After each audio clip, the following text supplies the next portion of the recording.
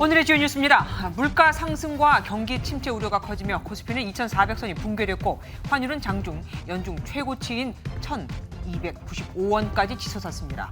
정부는 오늘 발표할 예정이었던 전기료 인상안을 보류했고 윤석열 대통령은 국민 숨이 넘어가는 상황이라며 국회에 협조를 요청했습니다. 윤 대통령은 시행 2년이 된 임대차 3법에 대해 전세시장의 불확실성이 더 커질 수 있다며 법안의 개선점을 검토하고 임대료를 줄이는 상생 임대인에 대한 혜택을 늘리라고 주문했습니다. 정부는 내일 분양가 상한제와 임대차 3법을 개편하는 등 첫 부동산 대책을 발표합니다. 이복현 금융감독원장은 국내 17곳 은행장들과 만난 자리에서 은행들의 지나친 이익 추구에 대한 비판이 커지고 있다며 과도한 이자 장사에 대해 직접적인 경고장을 날렸습니다. 최근 횡령 등 금융사고에 대해서도 우려를 표명했습니다. 공공기관 경영평가 결과 130곳 가운데 LH와 코레일 등 18곳이 낙제점을 받았고 기관장 1명은 해임 건의를 받았습니다. 새 정부는 앞으로 공공기관 평가에서 재무제표 중요도를 다시 높이기로 했습니다. 오늘 밤부터 제주에 비가 내리면서 본격적인 장마가 시작됩니다. 내륙 지방엔 폭염주의보가 내려졌는데 목요일부터는 중부지방에도 장마가 시작될 전망입니다. 지난주 센서 문제 등으로 발사가 연기된 누리호가 내일 2차 발사를 앞두고 발사대가 세워졌습니다. 기상청이 전남 고흥군 나로호 일대에 비나 강풍은 없다고 예보해 발사 성공에 대한 기대감이 커지고 있습니다.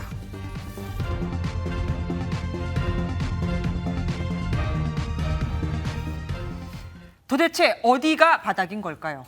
끝모르게 추락하던 코스피가 심리적 저지선으로 여겨졌던 2,400포인트마저 깨고 더 내려갔습니다. 원달러 환율은 또 연중 최고치로 치솟아 외국인 투자자들은 거의 묻지마 이탈을 하는 분위기입니다. 먼저 김동환 기자가 보도합니다. 개장 20분 만에 맥없이 2,400선을 내준 코스피는 한때 2,372까지 후퇴했습니다. 막판 반등도 힘에 붙여 결국 50포인트 가까이 하락한 2,391.03에 장을 마쳤습니다. 2020년 11월 5일 이후 1년 7개월 만에 최저치입니다.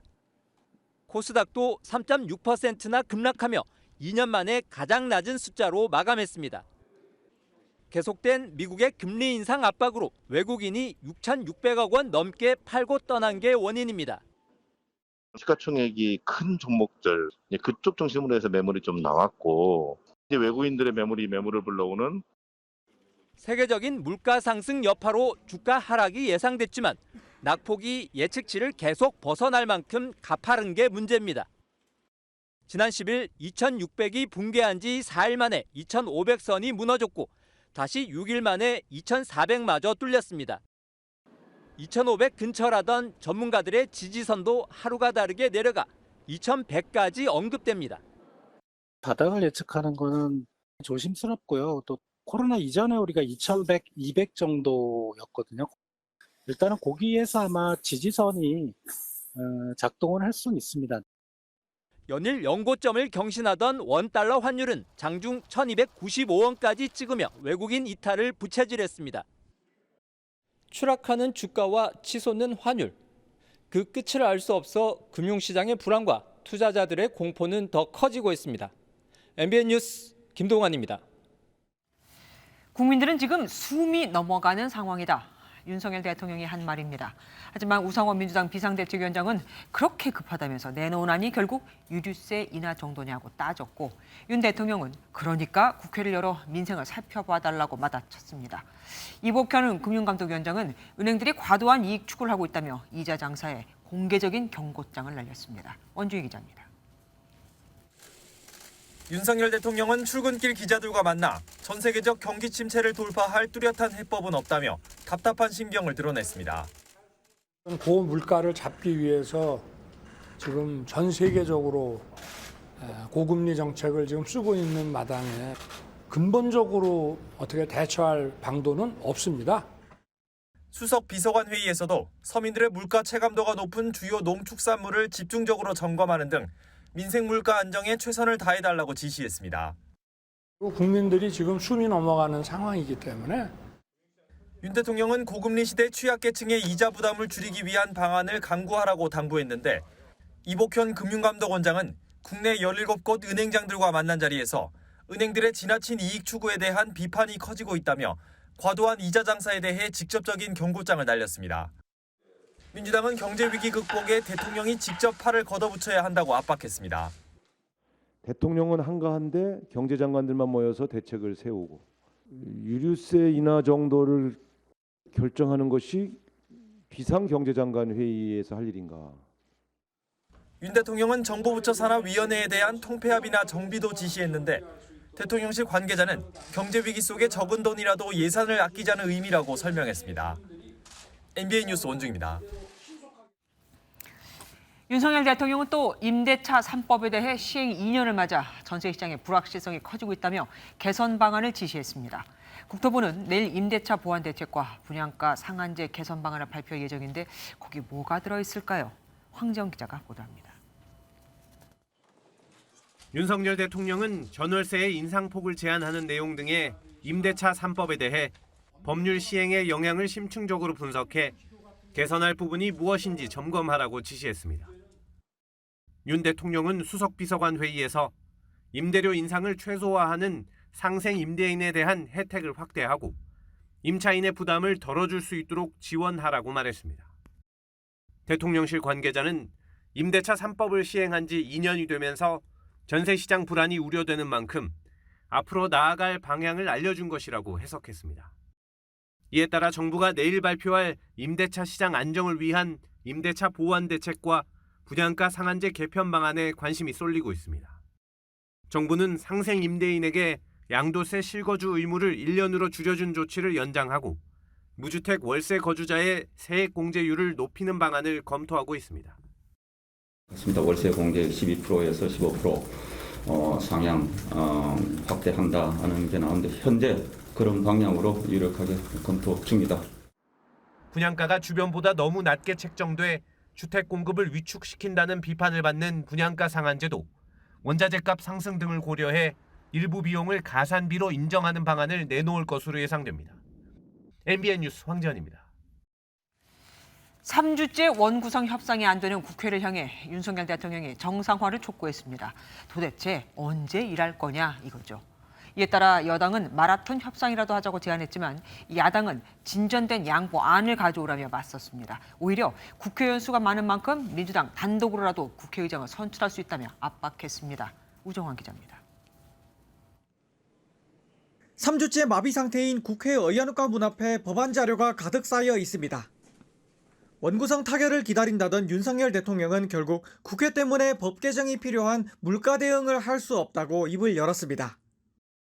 지금 국회가 아직 원구성이 안 되기 때문에 국회가 정상 가동이 됐으면은 법 개정 사항들도 법안을 냈을 겁니다. 대통령의 하소연에도 협상은 여전히 지지부진합니다. 여당인 국민의힘은 원구성을 위한 마라톤 협상을 제안하며 압박에 나섰지만 이번 주 안에 반드시 단판을 짓는다는 각오로 협상에 임하겠습니다. 민주당은 마라톤 회담에 지체 없이 응해야 합니다. 더불어민주당은 진전된 양보안을 갖고 와야 한다고 맞섰습니다. 이거 마라톤이 아니라 100m 달리기도 좋고 철인 경기도 좋아요. 더 중요한 것은 진정성이 있게 양보하려고 하는 그런 안이 준비되어 있는지를 우리로서는 확인을 해야 되겠죠. 민주당은 국회의장 단독 선출도 검토하겠다며 압박했습니다. 결국 모처럼 여야 원내수석 부대표들이 만나 협상을 벌이기는 했지만 쟁점인 법사위원장 문제에서 이렇다 할 합의점을 찾지는 못했습니다. 하지만 박순애, 김승희 등 줄줄이 밀린 인사청문회와 쌓인 법안까지 마냥 방치하기에는 여야 모두 부담인 만큼 조속히 국회 문을 열어야 한다는 목소리가 이어지고 있습니다. MBN 뉴스 우종환입니다. 130개 공기업과 준정부기관의 지난해 성적표라고 할 수 있는 공공기관 경영평가 결과가 나왔습니다. 외부 민간 전문가들이 경영실적에 성적을 매기고 낮은 등급을 받은 기관에는 성과급 미지급이나 기관장 해임 건의 등 불이익을 주는 제도인데 윤석열 정부 출범 이후 첫 경영평가라 관심이 컸습니다. LH와 코레일 등 18곳이 낙제점을 받았고 기관장 1명은 해임이 건의됐습니다. 전 정권과 별 다를 바 없는 거죠. 왜일까요? 그 이유는 안병욱 기자의 기사 보시고 뉴스쪽에서 알아보겠습니다. 취임 후 첫 공공기관 경영평가 발표에 대해 질문을 받은 윤석열 대통령은 공정과 원칙을 강조했습니다. 하여튼 공정하게 해야죠. 네. 원칙에 따라서 공정하게 하겠습니다. 몇 시간 뒤 발표된 경영평가에서 130곳 공기업 및 준정부 기관 중 18곳이 낙제점인 D 2등급을 받았습니다. 한국철도공사 코레일, 한국해양교통안전공단, 우체국 물류지원단이 아주 미흡의 2등급, LH 한국토지주택공사, 한국마사회 등 5곳이 2년 연속으로 미흡 단계인 D등급을 받았습니다. 코레일은 지속적인 철도 사고와 운영사업 성과 부진 이유로, 우체국 물류지원단은 차량 안전사고와 사업 확장성 한계로 2등급을 받았습니다. D등급 이하를 받으면 소속된 직원들은 성과급을 받을 수 없고 해당 공공기관은 일부 경비가 깎이게 됩니다. 정부는 D등급 기관 중 6개월 이상 임기가 남은 LH 등 기관장 3명에 대해서는 경고 조치했고 2등급을 받은 한국해양교통안전공단 김경석 이사장에 대해선 해임을 건의했습니다. 직접적인 체감 지표를 만들고 있지 못해서 그 부분에 대해서 저희가 좀 강한 평가 의견을 드렸습니다. 정부는 평가 지표 구성을 다시 설계하겠다고 밝혔는데 문재인 정부에서 높였던 사회적 가치는 낮추는 대신 재무 성과 배점은 높이겠다고 밝혔습니다. MBN 뉴스 안병욱입니다.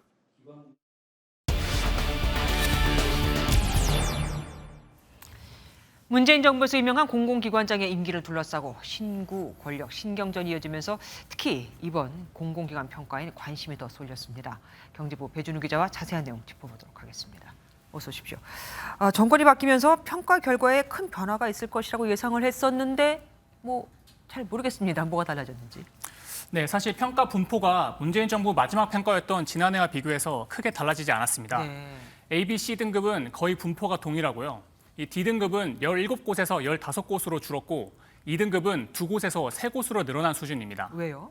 이유가 있는데요. 네. 이번 경영평가는 지난해 문재인 정부에서 확정된 평가 체계를 기준으로 이루어져서 이 새 정부의 평가 방향이 사실상 반영되지 않았습니다. 그러다 보니 이번에도 일자리 창출과 안전, 또 윤리 경영 등 사회적 가치가 100점 만점에 25점으로 큰 비중으로 평가됐는데요. 윤석열 정부에선 사회적 가치 비중이 과도하다며 하향 조정하고 또 효율성과 수익성을 중심으로 9월까지 평가 지표를 재구성하겠다고 밝혔습니다. 기관 본래의 설립 목적인 공공성과 기관 운영 과정에서의 효율성, 수익성이 보다 균형 있게 평가될 수 있도록 평가 지표 구성을 재설계. 그러니까 전 정권에서는 아무래도 사회적으로 기여한 바에 따라서 좀 점수를 후하게 줬고 네. 윤석열 정부에서는 이제 경영 실적에 좀 점수를 많이 줄 거다 이 얘기네요. 네. 사실 이번 평가에 주목했던 이유가 문재인 정부에서 임명했던 그 공공기관장 거취가 결정되기 때문 아니었겠습니까? 예. 그런데 이런 결과가 나왔으니까 오히려 더 지금 헛갈리겠어요. 예, 그렇습니다. 대표적인 게 한상혁 방송통신위원장과 전현희 국민권익위원장인데요. 네. 두 사람은 최근 윤석열 정부 국무회의 참석 명단에서 제외돼서 윤석열 정부에서 사퇴를 우회적으로 압박한 게 아니냐는 논란이 나왔습니다. 윤석열 대통령은 지난 17일 한 위원장의 거취에 대해선 임기가 있으니 알아서 판단하지 않겠냐고 언급했고 또 국민의힘 의원들은 한 위원장의 사퇴를 촉구하고 있습니다. 하지만 한 위원장은 맡은 바 임무를 수행하겠다며 다시 한번 내년 7월 임기까지 중도 사퇴할 의사가 없음을 시사했습니다. 거취 논란이 방통위 독립성 침해한다 이런 지적도 있는데. 예. 그런 말씀은 여러 차례 드린 것 같고요. 최대한 성실히 맡은 바 임무를 수행을 하겠다는 말씀으로 정리를 할게요. 전현희 국민권익위원장도 공직자의 임기는 법률에 정해졌다며 이 법의 정신이 지켜져야 한다고 말해서 사퇴 의사가 없다고 밝힌 상태입니다. 네, 사실 우리가 뉴스 하루 이틀 하는 것도 아니고 정권 교체 이후 전 정부에서 임명한 사람들을 두고 그 사람들의 거취에 대해서 늘 말이 있잖아요. 이걸 어떻게 깔끔하게 정리할 방법이 없습니까? 다른 나라는 어떻습니까? 네, 현행법상 이 공공기관장의 임기가 3년으로 규정돼 있다 보니까 5년 임기인 대통령이 바뀔 때마다 이 거취 논란이 반복되고 있습니다. 네. 그렇다고 전 정부에서 임명한 공공기관장이 새로운 정부와 손을 맞춰 일하기도 불편한 게 사실인데요. 미국의 경우에는 플럼북이라고 해서 이 대통령이 임명할 수 있는 공직자 목록을 만들어서 투명하게 공개하고 관리합니다. 네. 이 플럼북에 기재된 직책은 대통령 임기가 끝나면 옷을 벗어야 하는 자리라는 사회적 합의가 이루어진 거죠. 예. 이렇게 대통령이 정무적으로 임명하는 공직자와 공공기관 직책 목록을 만들어야 한다는 주장이 나옵니다. 또 한편으로는 아예 공공기관장의 임기를 기존 3년에 더해서 1년씩 2번 더 재임할 수 있도록 하는 등 이 대통령과 똑같이 맞추는 방안도 꾸준히 제기됩니다. 하지만 정권마다 임기 마지막엔 결국 자기 사람을 임명하는 행태를 버리지 못하다 보니까 이 제도적인 해결은 이루어지지 않고 있습니다. 그러니까 결국 정권이 바뀔 때마다 제 식구 감싸기를 하는 거고 국민들만 피해를 보는 거네요. 여기까지 듣겠습니다. 배준우 기자와 뉴스 추적 함께했습니다. 문재인 전 대통령의 양산 사저 앞 집회에 맞서 윤석열 대통령 자택 앞에서도 맞불 집회가 계속되고 있죠. 결국 김건희 여사의 팬 카페가 맞불 집회를 이끄는 인터넷 언론사. 지난해 김건희 녹취록을 공개했던 바로 이곳 대표를 명예훼손 혐의로 경찰에 고발했습니다. 명예훼손 혐의인데 유튜브 계정도 삭제됐습니다. 김태형 기자가 보도합니다. 오늘 오후 2시쯤 서울 마포경찰서. 김건희 여사의 팬카페 건사랑 대표가 윤석열 대통령 자택 앞에서 맞불 집회를 하고 있는 인터넷 언론사 서울의 소리 백은종 대표를 경찰에 고발했습니다. 피켓이나 현수막을 들고 주가 조작범 김건희라는 용어를 씀으로써 개인에 대한 명예뿐만 아니라 국격에도 상당한 해를 주고 있거든요. 국민들에게도 상당한 스트레스를 주고 있고 이 부분에 대해서 명예훼손으로 팬카페가 경찰서를 찾은 시각, 윤 대통령 자택 앞에선 집회가 한창입니다. 김 여사에 대한 수사 촉구와 문재인 전 대통령 사저 앞 집회에 항의하는 내용입니다. 주가 조작범 김건희를 구속하라! 구속하라! 지난 14일부터 일주일 가까이 진행된 집회 때문에 인근 주민들의 피로감도 커지고 있습니다. 아파트 주변엔 소음 피해를 호소하는 현수막이 걸렸고 일부 주민들은 경찰서에 진정서를 내기로 했습니다. 계속 이렇게 그 시위와 고성을 하고 있으니까는 저희들이 진정서를 주민들과 전부 다 받아서 한 350가구가 넘게 참석을 해서 맞불 집회에 이어 경찰 고발, 주민 진정까지. 집회를 둘러싼 갈등도 커지고 있습니다. MBN 뉴스 김태형입니다. 문재인 전 대통령의 사저가 있는 경남 양산 평산마을에서는 40일째 욕설 섞인 집회가 계속되고 있습니다. 애꿎은 주민들은 더 고통입니다. 오죽하면 정신과 치료를 받는 주민도 있을까요? 환청이 들릴 정도라고 하네요. 강진우 기자가 보도합니다. 문재인 전 대통령의 사저로 가는 길목에 수십 개의 수갑이 걸려 있습니다. 집회에 참가한 보수단체 한 회원은 원색적인 욕설이 적힌 망토를 입고 문 전 대통령을 감옥에 보내라고 고함을 지릅니다. 사저에서 100m도 떨어지지 않은 곳에서는 유튜브가 트럭에 확성기를 싣고 와 비방하는 방송을 이어갑니다. 평상마을 욕설 집회는 문재인 대통령이 내려온 지난달 10일부터 지금까지 계속되고 있습니다. 주민들이 집회를 멈춰달라는 현수막도 내걸었지만 보수단체는 해가 뜨고 해가 질 때까지 사저를 향해 소리를 지르고 있습니다. 마을 주민들은 불안해하며 정신과 치료까지 받았습니다. 무슨 한청이 들리고 이래갖고 10분께서 병원에 가서 보니까 치료를 요한다고. 그리고 우리 마을 사람들이 무슨 그 죄를 졌다고 여기서 그런지 모르겠습니다. 소음 기준을 지키는 탓에 법적으로 중단시킬 수도 없습니다. 보수단체는 다음 달 8일까지 집회를 신고했지만 또 다른 단체도 참여할 수 있어 주민 피해는 더 커질 것으로 우려됩니다. MBN 뉴스 강진우입니다. 더불어민주당이 온라인 회의 중 성희롱 발언을 한 의혹을 받는 최강욱 의원에 대해 징계 여부를 논의하고 있습니다. 박지원 전 민주당 비대위원장은 여기서 나오는 결정이 앞으로 민주당의 길을 결정할 것이라고도 했는데요. 서울 여의도 민주당 사이에 나가 있는 취재기자 연결해 보겠습니다. 이현재 기자, 논의는 아직 진행되고 있는 겁니까? 네, 오늘 오후 4시 반쯤 시작된 더불어민주당 윤리심판원 회의가 3시간째 이어지고 있습니다.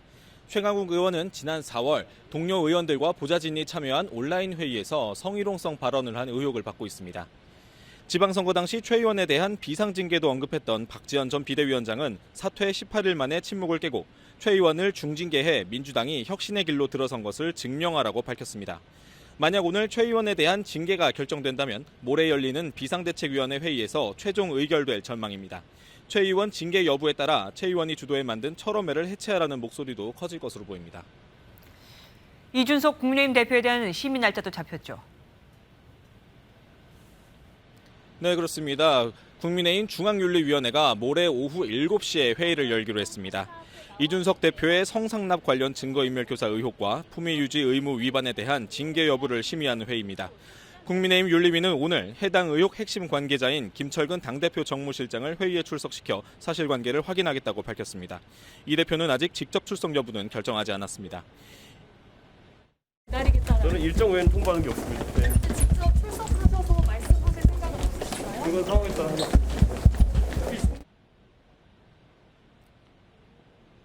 이 대표가 받을 수 있는 징계는 경고, 당원권 정지, 탈당 권유, 제명 이렇게 4가지인데 이 대표는 가장 낮은 단계인 경고도 받아들일 수 없다는 입장입니다. 이 대표의 임기가 1년 남았지만 징계 여부와 수위에 따라 차기 당권 경쟁이 빨라지는 등 내용이 격화할 수 있습니다. 지금까지 더불어민주당사에서 MBN뉴스 이현재입니다. 윤석열 대통령은 서해 공무원 피살 사건에 대해 국민 보호가 국가의 첫 번째 임무라며 관련 정보를 적극 공개하겠다는 의지를 밝혔습니다. 더불어민주당은 대통령 기록물만은 절대 안 된다고 하고 있죠. 대신 여당이 동의하면 국방위 회의록을 공개하겠다고 맞불을 놨습니다. 그러면서 공개로 인한 안보 해악은 감수해야 한다고 지적했습니다. 신재우 기자가 보도합니다. 윤석열 대통령은 서해 공무원 피살 사건을 비롯한 관련 자료 공개에 적극 나서겠다는 의지를 밝혔습니다. 윤 대통령은 국민 보호가 국가의 첫째 임무라고 강조하며 야당에서 제기한 신색깔론에 대해선 법과 원칙에 따라 처리하겠다고 일축했습니다. 그래서 국민들이 의문을 가지고 계시고 이런 게 있으면은 정부가 거기에 대해서 소극적인 입장을 보이는 것이 마땅하지 않아서 좀 문제 있지 않느냐. 국민의힘은 서해 공무원 사건 진상규명 TF 발족을 예고하는 한편 3년 전 탈북어민 강제 북송 사건도 다시 들여다보겠다며 공세 수위를 높였습니다. 탈북어민 강제 북송 사건 진상규명에도 나서겠습니다. 법과 절차를 무시한 채 대한민국 국민을 사지로 내몬 반헌법적이고 반인륜적인 행태가 아닐 수 없습니다. 더불어민주당은 대통령 기록물 공개 요구에 2년 전 국방위 비공개 회의록을 공개하자고 맞받아쳤습니다. 국민의힘 의원들이 안보 해악을 감수하고라도 9월 24일 당시 국방위 비공개 회의록 공개를 간절히 원한다면 국회법에 따라 회의록 열람과 공개에 협조하겠습니다. 이런 가운데 국방부는 관련 정보에 대한 무분별한 공개에 대해 신중해야 한다며 법과 규정에 따라 공개 범위 등을 결정하겠다고 말했습니다. MBN 뉴스 신재우입니다. 새 지도부를 뽑는 8월 전당대회를 앞두고 민주당은 당심이냐 민심이냐 논쟁이 한창입니다. 이번에는 정당 주인은 당원이라는 이재명 의원 주장을 박용진 의원이 정면 반박했습니다. 아무래도 이재명 의원은 열혈 지지하는 당원이 많다 보니 당대표 선거에서 당원의 비율을 늘리자고 한 건데 박용진 의원이 이 수를 읽은 거죠. 그래서 오히려 일반 국민 비중을 50%까지 높이자고 역제안했습니다. 백길종 기자가 보도합니다. 개혁의 딸들, 이른바 개딸들의 열렬한 호응 속에 사실상 당권 도전에 시동을 걸었다는 예측이 나오는 이재명 의원. 무엇보다 강조한 건 당심입니다. 정당에서는 당원들의 의사가 제대로 관철되는 게 필요합니다.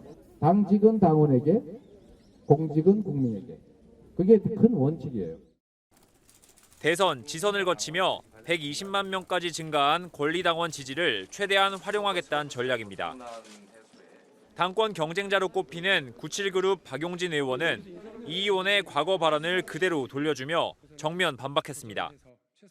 3년 전 이 의원이 민주국가에서 정당은 국민의 것이라고 했다면서 당원이 주인이라는 것은 변화와 혁신을 거부하는 낡은 인식이고 낡은 주장이라고 꼬집었습니다. 당심과 민심을 50%씩 반영해야 한다고도 강조했습니다. 이런 가운데 오늘 출범한 전당대회 준비위원회는 당원 우선 원칙을 강조했습니다. 당의 근간을 이룬 사람들이 당원인데 내가 왜 당비를 내고 내가 왜 그 당을 지지하는 이유가 찾기가 어렵지 않겠습니까? 대의원 한 표가 권리당원 8, 90표에 맞먹는 만큼 비율 조정이 필요하다는 친명계 측 주장에도 공감했습니다. 전준희는 다음 달 12일까지 룰 세팅을 마무리한다는 방침인데 친명, 친문, 97그룹 간 기싸움은 갈수록 거세질 전망입니다. MBN 뉴스 백길종입니다.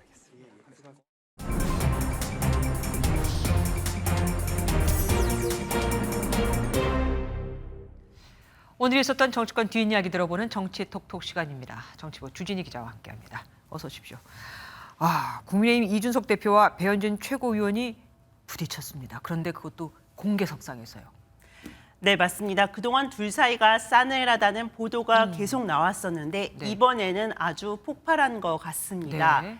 비공개 회의 내용이 유출되자 이준석 대표가 비공개 회의를 아예 안 하겠다고 한 것이 계기가 됐습니다. 예, 기공지한 대로 오늘 비공개 회의는 진행하지 않을 것이고 이 자리에서 혹시 아니 비공개 회의를 이렇게 일방적으로 없애시면 어쩝니까? 의장 대표님, 직권을 그동안 하겠습니다. 내내 네. 최고위원 회의 하는 동안 비공개 회의의 내용들 오픈돼서 비공개 제가 회의 내용이 누차 제가 그 제안을 드리지 않았습니까? 회의 단속을 좀 해달라고. 특정인이 참석했을 때 유출이 많이 된다는 예언까지 나오고 있기 때문에 저는 더 이상 이 상황을 묵고할 수 없고 심지어 본인께서 언론과 나가서 얘기하신 거를 단속해볼까요, 언론인들이 쓴 한번? 것을 누구의 핑계를 대면서 지금 비공개 회의. 지금 무섭습니다. 지금 이준석 대표가 얘기한 특정인을 참석했을 때 그 특정인은 지금 배현진 최고위원을 지금 지칭하는 거고요. 어쨌든 상황이 무척 심각해 보입니다. 저 상황이 지금 뭐 기자들도 있고 카메라도 있고 그 앞에서 지금 벌어지고 있는 일이잖아요. 네, 맞습니다. 아무래도 그렇다 보니까 가장 당황해서 땀을 흘린 사람이 아무래도 권성동 원내대표 중간에 앉은 사람이겠죠. 네. 그만하자며 말려봤지만 잘 되지는 않았습니다. 그만합시다. 저 같은 걸 들어보세요. 비공개 회의할 자, 비공개 회의하겠습니다. 그렇게 나가면 안 된다. 어차피 유출시킬 거잖아요. 뭘 유출시킵니까? 본인이 얘기 제일 많이 하셨어요, 여태까지. 내 얘기를 내가 유출했다고? 내 얘기를 내가 유출했다고? 언론에 나가서 얘기 제일 많이 하셨다고요. 잠깐. 내 얘기를 내가 유출했다고? 자, 비공개 하겠습니다. 좀 도와주세요. 곤란한 모습이 아주 보입니다, 눈에. 아무래도 권성동 원내대표가 손으로 탁자도 쳐보고 이준석 대표가 말할 때 마이크도 끄면서 말려도 봤지만 이 대표는 자리를 박차고 나갔습니다. 체면이 말이 아니게 됐어요. 네, 결국 비공개 회의 유출자가 누구냐 이게 관건이 될 것 같은데요. 이준석 대표와 배현진 의원은 서로를 지목을 했습니다. 누가 그렇게 하고 있는 명백한 사실인데 이준석이 비공개 회의 내용을 발설했다고 하는 것은 당황해서 자인한 것이다 이렇게 봅니다. 오늘 대표께서 보고 그 심각성과 중요성을 인지를 하셨다면 정말 다행이죠. 앞으로 잘해주셨으면 좋겠습니다. 일각에서는 이준석 대표가 윤석열 대통령에게 쓴소리라면서 각을 세우자 배현진 의원이 저격수가 된 게 아니냐 이런 해석도 나오곤 있습니다. 네. 그런가 하면 문재인 전 대통령도 지금 연일 화제가 되고 있습니다. 분명히 퇴임 이전에는 잊혀지고 싶다라고 했는데 인스타그램을 굉장히 활발하게 하고 계신 것 같아요. 일각에서는 문스타그램이라는 말까지 나옵니다. 네, 맞습니다. 그 소박하게 살고 싶다는 문재인 전 대통령이 지난 19일부터 SNS에 연속적으로 사진을 올리고 있습니다. 지금 보시고 있는 모습인데요. 올해 첫 수확은 상추 혹은 밭일의 진심이라는 해시태그도 달렸고요. 토리는 마성의 귀여움이라며 자신의 덥수룩한 수염 모습도 함께 공개를 하고 있습니다. 이런 SNS 활동에 잊혀지겠다는 약속과는 조금 다르지 않냐는 비판도 쏟아지고 있습니다. 예를 들어 전희옥 전 의원은 헤어지자고 카톡을 보내놓고는 쉴 새 없이 카톡 근황으로 사진을 올리는 남자 그 이상 그 이하도 아니라는 비판도 했습니다. 잊히고 싶다고 노래를 부르더니 퇴임하자마자 잊혀질까 두려워한다는 겁니다. 하지만 문재인 전 대통령이 소식을 이렇게 전하는 거는 문 전 대통령만이 아닙니다. 그러니까 청와대 출신, 전 청와대 출신이죠. 그 의원들도 마찬가지 아닙니까? 네, 최근 민주당 인사들이 계속해서 잇따라 양산을 찾고 있고요. 그 인증샷도 계속 올라오고 있습니다. 이낙연 전 대표와 박지원 전 국정원장에 이어서 이번엔 청와대 출신 민주당 의원들입니다. 고민정 의원이 SNS에 이 소식을 전했는데요. 양산 집회의 심각성이 상상 이상이라면서 이것을 방관하는 정부가 이해되지 않는다. 좀 더 적극적인 금지 조치를 주문하기도 했습니다. 네. 현재 그 전현직 대통령 사저 근처에는 집회가 금지하는 그런 법률 개정안이 이제 발의가 된 상황이죠. 네, 야채나 뭐 이런 열매가 작은 것도 아무래도 그런 소음 때문이다라고 올렸더라고요. 그리고 북한에 피격된 서해 공무원 아들이 이번에는 야당 지도부한테 편지를 썼습니다. 네, 맞습니다. 그 피격 공무원 아들이 지난번에는 윤석열 대통령에게 편지를 보냈는데 네. 이번에는 우상호 더불어민주당 비상대책위원장에게 보낸 겁니다. 지난 문재인 정부의 월북 판단이 뒤집어진 것을 두고 친색깔론이라는 우상호 위원장의 언급에 이렇게 반박했습니다. 사과를 받았다는 발언에 대해서는 김정은 위원장이 우리 가족에게 사과를 했다는 것이냐, 당신들만 알고 공개할 수 없다는 것을 증거라며 월북을 무조건 믿으라고 하는 것은 반인권적이라고 또박또박 반박을 한 겁니다. 네. 하루아침에 가족을 잃은 처참한 고통이 어떤 것인지 아냐고도 적었습니다. 그러니까 유족들은, 그러니까 가족들은 사과를 받은 적이 없는데 도대체 누가 누구한테 사과를 했다는 얘기냐, 이거였던 것 같습니다. 이런 와중에 민주당에서는 실언이 나왔습니다. 이거 뭐 사과를 한 것 같은데 그래도 곤혹을 치르고 있어요. 네, 맞습니다. 앞 기사에서 전해드린 그 민주당 소속 국방위 의원들 기자회견에서 나왔던 내용인데요. 이 자리에서 30 의원이 이런 말을 했습니다. 윤석열 정부가 바라는 게 뭐냐? 이게 무슨 짓이냐? 지금 민생은 이렇게 험악하고 힘든데 아무것도 아닌 내용을 가지고, 죄송합니다, 아무것도 아니라는 얘기 생략하겠습니다. 네, 잠깐 말실수를 했다가 바로 깨닫고 정정을 한 건데요. 예. 민감한 사안인 만큼 또 조심해야 될 것 같습니다. 예, 정치인은 얼른 말을 주워 담아도 내뱉은 말은 어떻게 할 수가 없네요. 예, 지금까지 정치부 주진희 기자와 정치톡톡 함께했습니다. 박정희 정권의 대표적인 간첩 조작 사건인 인혁당 사건 피해자들이 14년 전 국가로부터 배상금을 받았는데 이 돈이 과다 지급됐다는 판결이 있었고 이에 따라 토해내야 할 돈이 이자를 포함해 무려 15억 원이나 됩니다. 국가가 빚고문을 하고 있다는 지적이 커지자 한동훈 법무부 장관이 약 10억 원의 이자를 받지 말라고 지시했습니다. 피해자들은 이제 원금만 갚으면 되는 거죠. 서윤수 기자가 보도합니다. 엄청 놀라셨겠어요. 인혁당 사건 피해자 이창복 씨는 지난 2008년 재심에서 무죄를 선고받은 뒤 국가를 상대로 손해배상을 청구했습니다. 1, 2심에서 모두 이겨 위자료와 이자를 미리 받았는데 대법원에서 이자를 너무 많이 계산했다는 판단이 나오면서 받은 돈을 토해내야 하는 상황에 처했습니다. 정부가 연체 이자를 매년 20%씩 붙이면서 갚아야 할 돈은 눈덩이처럼 불어났고 급기야 살던 집까지 경매에 넘어갈 위기에 처했습니다. 우리가 빚을 진 이런 역전이 된 거예요. 다시 우리를 죽이고 있습니다. 가슴이 아프지 않을 수가 없죠. 그동안 정부는 이자를 면제하라는 법원의 화해 권고마저 2차례나 거부해왔지만 국정원 협의를 통해 한동훈 법무부 장관 지시로 이자를 전격 면제하기로 최종 결정했습니다. 국가가 잘못한 것에 대해서 배상한다는 국가 배상의 취지나 이 개별 국민이 처한 상황을 감안하면 그것은 국민의 눈높이 그리고 상식의 눈높이에서 공정하지 않다고. 법무부의 이번 결정으로 비슷한 피해를 겪고 있는 인혁당 사건 피해자들의 추가 소송이 잇따를 것으로 보입니다. MBN 뉴스 서영수입니다. 한국형 발사체 누리호가 다시 발사대에 섰습니다. 내일 오후 4시 발사를 목표로 막바지 작업을 진행하고 있는데 변수는 비가 아닙니다. 상충부 바람이라고 하네요. 전남고흥 나로우주센터의 취재기자 나가 있습니다. 민경인 기자, 우여곡절 많았던 누리호, 내일 발사를 위한 준비는 예정대로 진행이 되고 있는 겁니까? 네, 누리호는 오늘 오전 조립동에서 나와 제 등 뒤로 보이시는 산등성이 넘어 발사대에 똑바로 서 있습니다. 지난 수요일 발사대에서 철수한 지 정확히 닷새 만입니다. 오전 11시 10분쯤 완전히 기립했고 연료 공급을 위한 엄빌리칼 타워 연결 등 발사대 설치 작업도 조금 전 마무리됐습니다. 항공우주연구원은 지난주 문제가 됐던 1단 로켓의 산화제 탱크 레벨 센서는 교체 이후 이상이 없다고 설명했습니다. 문제가 되었던 센서 부분 말고도 모든 부분에 대한 정기적 점검이 정상적으로 이루어졌음을 말씀드릴 수가 있습니다.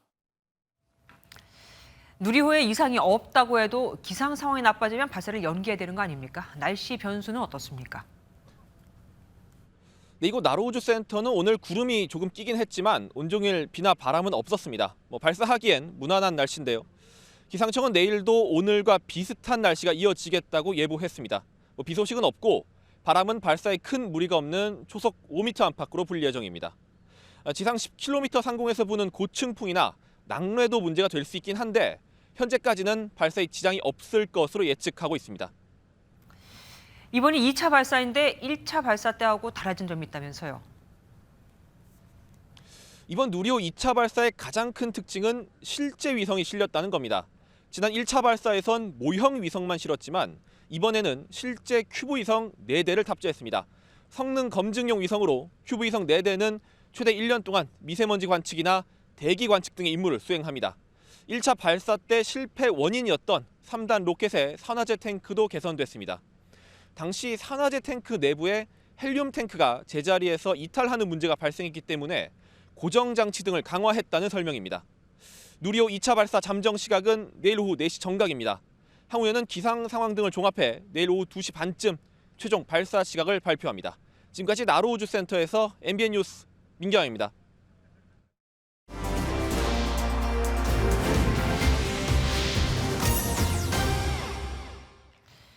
일과 삶의 조화를 뜻하는 워크 앤 라이프 밸런스, 워라벨이라는 말은 많이 들어보셨죠?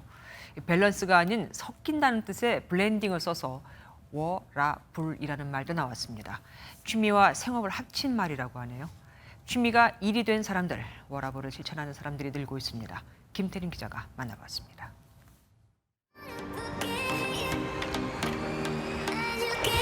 흥겨운 노래에 맞춰 오르락내리락 보드 위에서 춤을 춥니다. 취미로 롱보드를 시작했던 유튜버 롱보드 유지는 이제는 수업도 가르치는 전문 롱보더가 됐습니다. 돈을 벌기 위해서 이 일을 했던 건 아닌데 그냥 좋아서 하다 보니까 돈이 저절로 따라오는 취미 활동으로 접했는데 어느 정도 수입이 좀 더 잘 나오는 걸 느낀 이후에는 그냥 이거를 본업으로 바꿔봐도 괜찮겠다 싶어서 워라벨보다 워라블을 찾는 이른바 취미가 생업이 되는 덕업일치의 삶이 늘고 있습니다. 광고나 드라마 출연은 물론 대회 심사위원까지 맡게 된 롱보더 유지는 스쿨을 만들어 많은 사람에게 롱보드를 알리는 게 꿈입니다. 전 세계에 딱 21명인 레고 전문가 가운데 한국인 1호 공인 작가인 김성환 대표. 스트레스 해소를 위해 처음 레고를 접하면서 삼성맨에서 레고맨이 된 특이한 경력의 소유자입니다. 가장 큰 장점이라면 성취감이 굉장히 크다는 거죠. 무슨 일을 해도 이런 스트레스인데 그나마 이제 거기서 얻는 보람이라든지 거기서 얻는 노하우 같은 것들이 다 이제 나의 자산이 되는 거니까 시켜서 하는 일일 때보다는 좀 남다르다고 할 수 있겠죠. 이 일을 선택한 것에 대한 후회는 지금도 없어요. 한강 위에 떠 있는 대규모 자전거 매장. 거리에 방치된 자전거를 수거해 재생 자전거로 탈바꿈시키는 중고 자전거 거래 플랫폼 라이트 브라더스입니다. 친구 추천으로 자전거를 처음 접한 김희수 대표 역시 취미가 창업까지 이르게 된 사례입니다. 창업을 해서 사업을 하면서는 실행도 제가 직접 하고 실행을 하기 위한 팀빌딩도 내가 스스로 하고 거기서의 또 작은 결정들 그리고 이것을 위한 비용을 마련해오고 예산을 짜고 집행하고 이런 모든 것들을 다 하잖아요. 그래서 저는 A부터 Z까지를 좀 더 제가 알게 된 것 그게 가장 큰 성취감인 것 같아요. 가치관이 되게 많이 바뀌고 있는 시기거든요. 사회가 정해놓은 어떤 성공의 기준이라든지 이런 거를 쭉 따라가기보다는 내가 좋아하는 거를 아주 깊게 파고 들어가서 거기서 뭔가 성공을 이루는 경우들이 많이 생기는데 그 과정은 당연히 덕업일치로 이어진다고. 취미가 생업이 되는 이른바 덕업일치의 삶은 일상에 지친 현대인에게 더 큰 성취감을 느끼게 해주는 또 하나의 도전이 되고 있습니다. 세상 돋보기 김태림입니다. 오늘 밤부터 제주를 시작으로 장마가 시작됩니다. 장마 전선은 서서히 북상해 목요일에는 전국적으로 장맛비가 예상되는데요. 오늘 내륙 지방은 덥고 습한 공기가 몰려오면서 폭염주의보가 내려지기도 했습니다. 제주도에 취재기자 나가 있습니다. 조동욱 기자, 지금 제주 기상은 괜찮은 것 같습니다. 네, 저는 지금 제주시 제주항에 나와 있는데요. 아직까지 장마 전선의 중심이 상륙하진 않은 탓에 맑은 날씨를 보이고 있지만 오늘 밤부터 비가 내리면서 본격적인 장마가 시작될 것으로 보입니다. 한라산 등 일부 산간 지역에서는 비가 내리기도 했는데요. 장마 전선은 현재 서서히 북상하고 있는데 이번 주 목요일부터 금요일까지 전국적으로 장맛비를 뿌릴 것으로 보입니다. 특히 이번 장마는 북쪽에서 내려오는 찬 공기와 남쪽의 고온다습한 공기가 우리나라 상공에서 만나기 때문에 강수량이 상당히 많을 것으로 예상됩니다. 정체전선은 당분간 제주도 남쪽 해상에 머물겠지만 23일경 서쪽에서부터 다가오는 저기압이 정체전선을 다시 활성화시키면서 24일까지 전국적으로 강수를 뿌릴 가능성이 높습니다. 그런데 내륙 지방은 오늘 상당히 더웠거든요. 작년보다 더위가 빨리 시작된 듯합니다. 네, 남쪽에서 장마 전선과 함께 뜨거운 고기압이 올라오면서 중부 내륙 지방은 굉장히 더웠습니다. 경북 경산은 37도까지 오르면서 폭염경보가 내려졌고 남부 지방과 강원도, 충청 일부엔 폭염주의보가 추가로 발령됐습니다. 정부는 오늘 정오를 기해 폭염 위기경보 수준을 관심에서 주의로 상향 조정했는데 작년보다 22일이나 빠른 수준입니다. 내일 서울은 한낮 기온이 33도까지 오르면서 올 들어 가장 더울 것으로 보이는데요. 장마 전선이 올라오기 전인 수요일까지 더위는 계속될 것으로 보입니다. 지금까지 제주도 제주시 제주항에서 MBN 뉴스 조동욱입니다. 코로나로 몸살을 앓는 중국에 기상이병까지 겹쳤습니다. 유형도 가지가지여서 남부는 폭우, 중부는 가뭄, 북부는 폭염입니다. 베이징에서 윤석정 특파원이 전해왔습니다. 폭우로 마을 전체가 물에 잠겼습니다. 고립된 주민들은 구조대의 도움으로 간신히 몸을 피합니다. 중국 남부지방에 기록적인 폭우가 이어지고 있습니다. 광시자치구와 광둥, 푸젠성은 지난 한 달 평균 620mm의 강우량을 기록했는데 1961년 이후 61년 만에 최다입니다. 漓江包括西江呢，都是在保持着一个高水位的运行状态。此次强降雨呢，现就是连夜组织干部对这一个区域的沿江的群众呢进行了一个就连夜开始组织群众进行一个安全的转移。 수백 개의 하천이 범람했고 산사태에 토네이도까지 발생하며 피해를 키웠습니다. 광시자치구에서만 240만 명의 이재민이 발생했는데 문제는 아직 비가 더 내릴 걸로 예상된다는 겁니다. 반대로 중국 중부지방은 물이 없어서 난립니다. 가뭄에 허덕이는 허난성에서는 지방 정부까지 나서서 말라버린 논에 어떻게 물을 댈지 고민하고 있습니다. 对于这个花生、大豆、双子叶作物来说，因为顶土力弱，有条件的话最好采用喷灌。 중부지방은 지난달 중순 이후 강우량이 25mm 미만에 머물고 있습니다. 그런가 하면 북부는 불볕더위가 기승을 부리고 있습니다. 간수성과 산시성 등 북부 일부 지역은 낮 최고 기온이 40도를 웃돌고 있습니다. 역시 중국의 북쪽에 위치한 수도 베이징도 한낮 기온이 35도를 넘어가면서 폭염주의보가 내려졌습니다. 베이징에서 MBN 뉴스 윤석정입니다. 마크롱 대통령이 이끄는 집권 여당이 프랑스 하원 총선에서 과반 확보에 실패해 대통령의 감세와 복지 개혁 등 2기 개혁에 빨간불이 들어왔습니다. 불과 2달 전 마크롱은 20년 만에 재선에 성공했죠. 이번엔 20년 만에 의회 과반을 확보 못한 대통령이 됐습니다. 서정표 기자입니다. 프랑스에서 치러진 하원 결선 투표에서 여권연합인 앙상블이 전체 577석 가운데 245석을 얻는 데 그쳤습니다. 하원 정당 가운데 가장 많은 의석이지만 과반의 44석이 모자란 의석수로 프랑스에서 여권이 과반을 얻지 못한 건 20년 만입니다. 장르크 멜랑숑이 주도하는 좌파연합 신생태사회민주연합은 131석을 얻어 제1야당이 됐습니다. Totalement inattendu, absolument inouï. La déroute du parti présidentiel est totale et aucune majorité ne se présente. 마린 르펜 대표가 이끄는 구구 국민연합도 89석으로 약진하며 기성우파 정당인 공화당을 앞질렀습니다.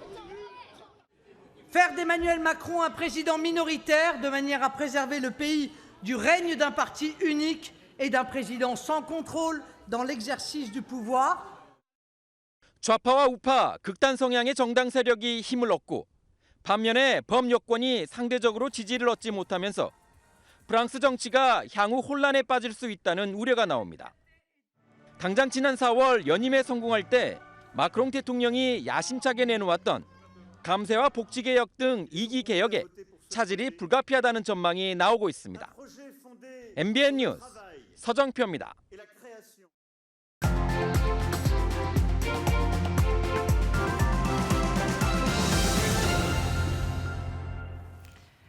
만약 여기서 살아나간다면 남은 인생의 단 1초도 허비하지 않겠다.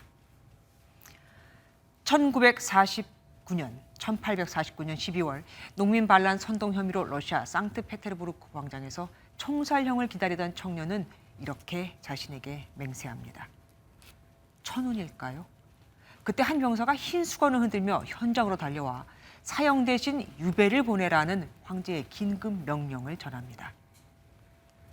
이후 그는 참혹한 유배 생활과 병마에도 개의치 않고 미친 듯한 열정으로 죄와 벌, 악령, 카라마조프의 형제들 등 불후의 명작을 잇따라 내놓습니다. 19세기 러시아를 대표하는 대문호 도스토옙스키 얘기입니다. 당선 발표가 나기 전 그 순간은 아마 국회의원들도 도스토옙스키와 같은 생각을 하지 않았을까요? 그런데 2022년 6월 20일 오늘 300명에 달하는 국회의원, 대한민국 국회의원은 고작 국회 상임위 중 하나인 법사위원장 자리를 놓고 티격태격하며 22일째 21대 후반기 국회의 문도 열지 못하고 있습니다. 국회 홈페이지 첫 화면인 의정활동 전광판에는 제21대 접수 의원 16,062건이라는 표시만 덩그러니 나올 뿐 금일 일정 없습니다라고 되어 있습니다. 한마디로 하는 일이 아예 없는 겁니다. 국회의장과 부의장을 소개하는 코너에는 생뚱맞게도 서비스 준비 중입니다라고 되어 있으니 웃어야 할지 울어야 할지 모르겠습니다. 문호동 무임금이 아니라 문호동 유임금. 세계적인 경제 위기와 제7차 북한 핵실험 임박으로 나라의 운명은 풍전등화 같은데 마치 강 건너 불구경한 듯하며 세비만 꼬박꼬박 챙기고 있는 거죠. 국회의원들은 한술 더 떠서 전체 의원의 약 5분의 1인 58명이 해외 출장을 갔거나 출장을 계획 중입니다. 이쯤 되면 수호지심, 그러니까 부끄러움을 아는 마음조차 없는 게 아닐까요? 주색에 빠진 연산군은 아름다운 처녀들을 뽑아 이들을 흥청이라고 불렀는데 훗날 백성들은 연산군이 흥청들과 놀아나다가 망했다는 뜻에서 흥청망청이라고 조롱했습니다.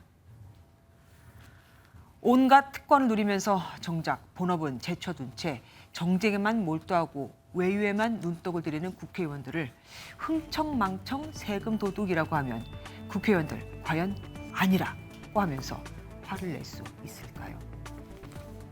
김주아의 그런데 오늘은 이러려고 국회의원 됐나요? 였습니다.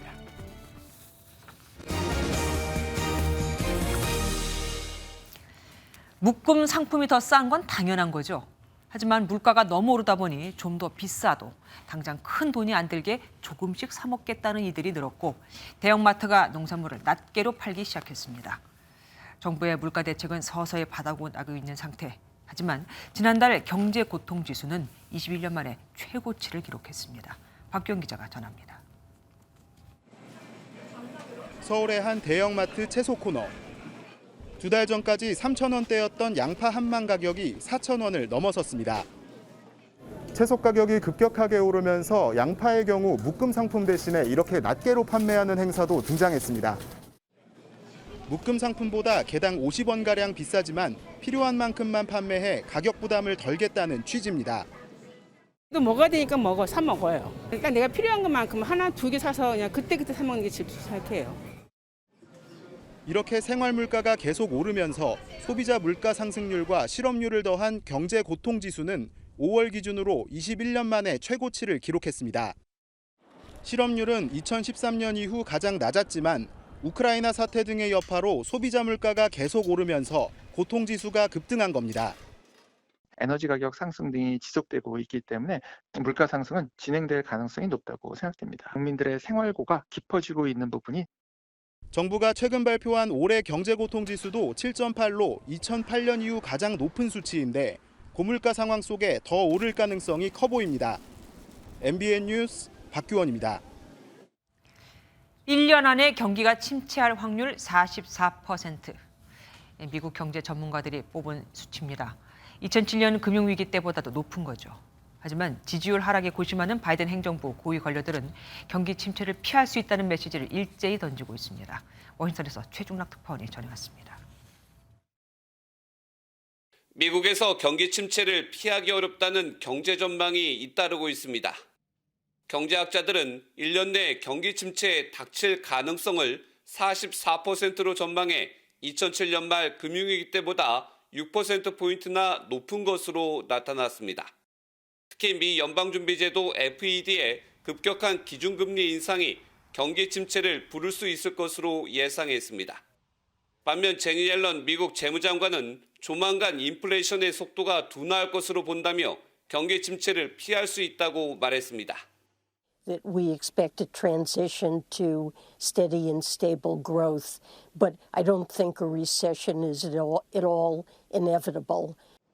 경기 침체가 미국뿐만의 상황이 아니라는 점도 강조했습니다. The president is really focused on preventing these inflationary increases to the extent he can. Inflation obviously is happening globally. A recession is not inevitable. 물가를 잡기 위한 중국산 일부 제품의 관세 인하에 대한 재검토 가능성도 거듭 시사했습니다. 이 같은 발언들은 바이든 행정부가 물가를 잡으려고 중국과도 타협하고 세금까지 줄이는 모든 방안을 마련하겠다는 뜻으로 풀이됩니다. 바이든 대통령으로서는 40년 만에 최악의 인플레이션 상황을 잡지 못하면 오는 11월 중간선거에서 패배할 수 있다는 위기감이 깔린 것으로 보입니다. 워싱턴에서 MBN 뉴스 최중락입니다. 대표적인 지한파로 불리는 할리우드 스타 톰 크루즈가 자신이 주연한 영화 개봉을 앞두고 기자들과 만났습니다. 10번의 방한을 마법 같은 순간이었다고 말한 톰 크루즈는 앞으로 40번 더 한국에 오고 싶다고 했습니다. 최희지 기자가 만났습니다. 엄지와 검지를 이용해 만드는 손가락 하트와 볼 하트, MZ세대에서 유행한다는 V포즈까지 한국에 올 때마다 늘 마법 같은 순간을 경험한다고 말하는 톰 아저씨 톰 크루즈는 역시 달랐습니다. It is my 10th time here. I hope to be here another 30 times. You know, I really enjoy and I dreamed of this, to be able to go to places and share stories. 영화 홍보를 위해 의무적으로 한국에 오는 듯한 다른 스타들과 달리 톰 크루즈는 방한 기간 내내 한국과 한국 팬에 대한 애정을 보여줬습니다. 레드카펫을 천천히 걸으며 팬 한 명 한 명과 눈인사를 했고 팬들이 자신과 함께 찍은 사진을 남길 수 있도록 배려했습니다. 1962년생 톰 크루즈는 자신의 영화를 기다린 한국의 중년 팬들에게도 특별한 인사를 전했습니다. When you can cry in that movie, that's okay. Okay. It's for you, it's for everybody, and enjoy it. 1986년에 이어 36년 만에 나온 톰 크루즈 주연의 영화 탑건 속편은 오는 22일 개봉합니다. MBN 뉴스 최희지입니다. 최근 학교 급식으로 제공된 열무김치에서 개구리 사체가 잇따라 나오자 교육부가 납품업체 전수조사에 착수했습니다. 교육부는 오늘 오전 정례 브리핑을 통해 관할 지자체, 식약청과 함께 공장을 방문하고 문제가 발견될 경우 행정처분할 방침이라고 설명했습니다.